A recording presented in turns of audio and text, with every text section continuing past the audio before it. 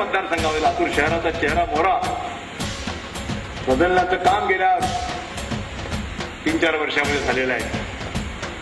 मग ते बेदरे यांच्या काळामध्ये असेल, आमच्या विक्रमसिंग चव्हाणांच्या काळामध्ये असेल, आता तर आमचे कांबळे अध्यक्ष झालेले आहेत. एक झोपडपट्टीमध्ये राहणारा, लक्षात घ्या तुम्ही, झोपडपट्टीमध्ये राहणारा एक सामान्य कार्यकर्ता हा लातूर नगर परिषदेचा अध्यक्ष होऊ शकतो.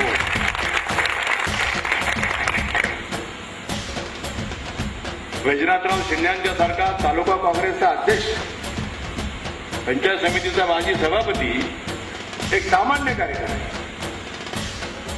काँग्रेस पक्ष त्याला उमेदवारी देऊ शकते आणि तो आज ग्रामीण भागामध्ये उमेदवार म्हणून उभा आहे. आणि म्हणून आपल्या सर्वांचं हे काम आहे की काँग्रेसने केवळ ठराविक लोकांचा विचार केला नाही. काही लोक आता विरोधी पक्षाच्या काही भांडवल नसतं, ते त्यांचं काम आहे बोलणं, तरी त्यांना बोलायचंच असतं, काम करायचं आपल्याला असतं, त्यांना फक्त बोलायचं असतं. आम्ही वाटणी करून घेतली, तुम्ही बोला, आम्ही काम करत नाही.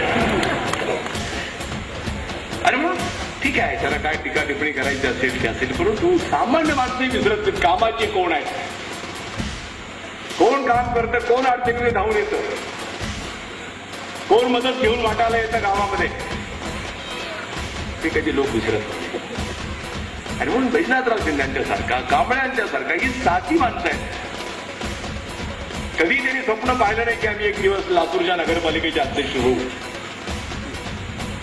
परंतु अशा सामान्य माणसाला केल्याच्या नंतर दलित समाजामध्ये केवढा आनंद.